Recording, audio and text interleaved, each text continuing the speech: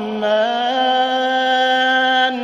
علم القرآن خلق الإنسان علمه البيان الشمس والقمر بحسبان والنجم والشجر يسجدان والسماء رفعها ووضع الميزان ألا تطغوا في الميزان وأقيموا الوزن بالقسط ولا تخسروا الميزان والأرض وضعها للأنام فيها فاكهة